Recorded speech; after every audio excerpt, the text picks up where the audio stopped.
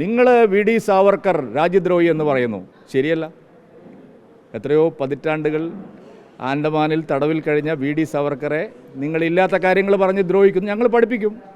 ഇനി ഒന്നുകൂടി ഞാൻ പറയാം, ഡോക്ടർ ഹെഡ്ഗേവാർ, പണ്ഡിറ്റ് ദീൻദയാൽ ഉപാധ്യായ, അവരൊക്കെ പാഠ്യപദ്ധതിയുടെ ഭാഗമാവുന്നു. കോൺഗ്രസ് തമസ്കരിച്ച എല്ലാ ചരിത്രവും ശരിയായ നിലയിൽ കുട്ടികളെ പഠിപ്പിക്കണം.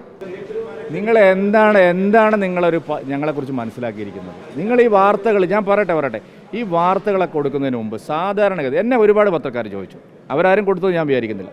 എന്നെ വിളിച്ച് ഈ കാര്യങ്ങൾ ചോദിച്ചു പ്രധാനപ്പെട്ട ചില മാധ്യമങ്ങൾ. ഞാൻ അവരോട് പറഞ്ഞു, ഞാൻ ഈ സെക്രട്ടേറിയറ്റ് ഉപരോധത്തിൽ ഞാൻ ഉണ്ടാവില്ല എന്നുള്ള കാര്യം ഞാൻ നേരത്തെ തന്നെ പറഞ്ഞിട്ടുണ്ട്. ഞാൻ മാത്രമല്ല, CKP ഇല്ല, VM ഇല്ല, രാംപിള്ള സാറില്ല, രാജേട്ടനില്ല. ഇതൊന്നും നിങ്ങൾക്ക് ചോദ്യമല്ല. ഇപ്പം എന്നെ എവിടെ കാണുമ്പോഴും നിങ്ങൾ ചോദിക്കുന്നത് ഇല്ല. V മുരളീധരനെയും K സുരേന്ദ്രനെയും നിങ്ങൾ ഒരുമിച്ച് കെട്ടണ്ട. അങ്ങനെ നിങ്ങളങ്ങനെ ചില ആളുകളെ ചേർത്ത് പിടിക്കണ്ട. V മുരളീധരനും രാജീവ് ചന്ദ്രശേഖരും K സുരേന്ദ്രനും കൃഷ്ണദാസും കുമ്മനും ഒക്കെ അങ്ങനെ ചേർത്ത് ചോദിക്കുക. അല്ലാതെ ഞാനും V മുരളീധരനും മാത്രം അതൊന്നുമില്ല. ഞങ്ങൾ ഈ കാര്യത്തിൽ നേതൃയോഗം അല്ല ഇന്നലെ നടന്നത് ജില്ലാ പ്രസിഡന്റുമാരുടെയും പ്രഭാരിമാരുടെയും ഒരു അവലോകന യോഗമാണ്. ആ യോഗത്തിൽ മുൻ പ്രസിഡന്റുമാർ പങ്കെടുക്കേണ്ടതില്ല. നിങ്ങൾ വെറുതെ ഈ വാർത്ത കൊടുത്തു കഴിഞ്ഞാൽ അല്ല, ഞാൻ പറഞ്ഞല്ല, BJP CPM പോലെയോ കോൺഗ്രസ് പോലെയോ അല്ല. ഞങ്ങൾക്ക് അഭിപ്രായങ്ങളുണ്ടെങ്കിൽ ഞങ്ങളത് പറയേണ്ട സ്ഥലത്ത് പറയും.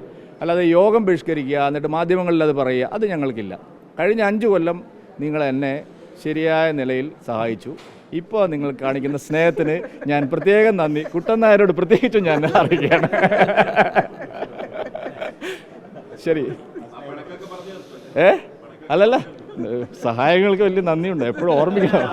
ശരി, നമുക്ക് വെറുതെ ഗൗരവമായ വിഷയങ്ങൾ ചർച്ച ചെയ്യുമ്പോൾ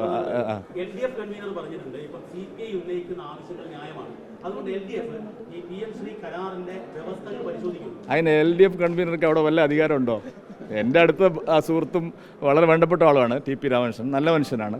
അയാൾ ആരെങ്കിലും മൈൻഡ് ചെയ്യുന്നുണ്ടോ? LDF കൺവീനർ ഇത് ഏഷ്യാനെറ്റിലൂടെയോ മനോരമയിലൂടെയോ നിങ്ങൾ റിപ്പോർട്ടറിലൂടെയോ അറിഞ്ഞതാണ്. LDF കൺവീനർ പോയിട്ട് CPM സംസ്ഥാന സെക്രട്ടറി അറിഞ്ഞിട്ടില്ല. ഇനി അതൊക്കെ നിങ്ങൾ ഇവിടെ MA ബേബി അറിഞ്ഞിട്ടുണ്ടോ? പിന്നെ എന്തിനാണ് നിങ്ങൾ എന്നെക്കൊണ്ട് ഈ പരിഹസിപ്പിക്കാൻ വേണ്ടി മാത്രം നിങ്ങൾ ചോദിക്കണോ? CPM-ൽ ഇതാരും അറിഞ്ഞിട്ടില്ല. എവിടെ അറിഞ്ഞേ? അല്ലേ, അപ്പോൾ ഈ വ്യവസ്ഥ പഠിക്കാതെയാണോ ഇത്രയും കാലം സമരം ചെയ്ത്?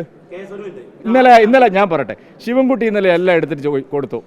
എന്താ കുഴപ്പമെന്ന് ചോദിച്ചു. അപ്പോൾ ഇതുവരെ വായിച്ചു നോക്കാതെയല്ല ഇത്രയും കാലം സമരം ചെയ്ത്.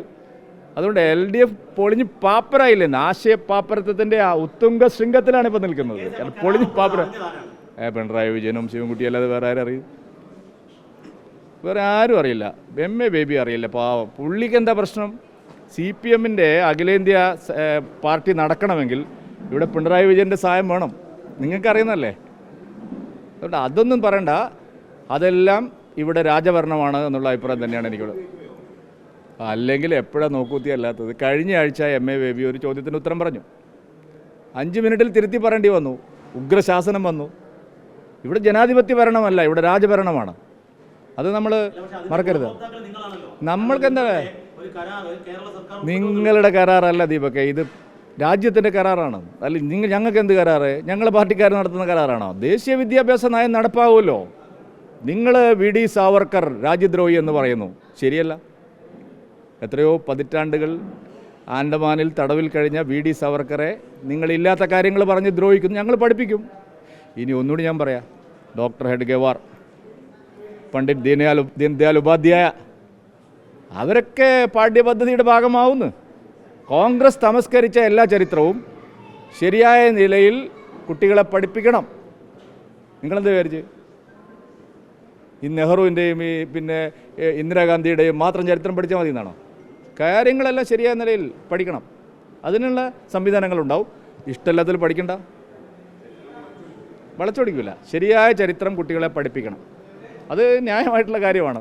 അതിനല്ലേ ഞങ്ങൾക്ക് ഇത്രയും മാൻഡേറ്റ് തന്നിരിക്കുന്നത്. ഞങ്ങൾ താഴെ ഇറക്കിക്കോളൂ, ദേശീയ വിദ്യാഭ്യാസ നയം മാറ്റിക്കോളൂ. നിങ്ങൾ ആലോചിക്കണം, എത്ര വിദ്യാഭ്യാസ കമ്മീഷനുകൾ വന്നു. ഇല്ല, പരിഹസിച്ചില്ല. ഞാൻ ദീപക് വൈകി വന്നോണ്ടാ ഞാൻ എന്തെങ്കിലും പരിഹസിച്ചോ? ഞാൻ പറഞ്ഞ ഒറ്റ പോയിൻ്റേ ഉള്ളൂ. 4 കൊല്ലം ഇത് തടഞ്ഞു വെച്ചത് തെറ്റായിപ്പോയി എന്നും ജനങ്ങളോട് മാപ്പ് പറയണമെന്ന് ഞാൻ പറഞ്ഞിട്ടുണ്ട്. ഞാൻ പരിഹസിച്ചില്ല. നിങ്ങളുടെ ചോദ്യങ്ങൾക്കാണ് ഞാൻ ഉത്തരം പറഞ്ഞത്. ടി പി രാമകൃഷ്ണൻ എന്താ അങ്ങനെ പറഞ്ഞത്, പിന്നെ യമകണ്ഠ കാലമാണെന്ന് ഗോവിന്ദ മാഷ് അതൊക്കെ നിങ്ങൾ പറഞ്ഞാലും ഞാൻ പറഞ്ഞത്. എനിക്കതിലൊന്നും ഒരു അഭിപ്രായമില്ല. നിങ്ങൾ എന്ത് വേണേ ആയിക്കോളൂ. ശരി, താങ്ക് യു.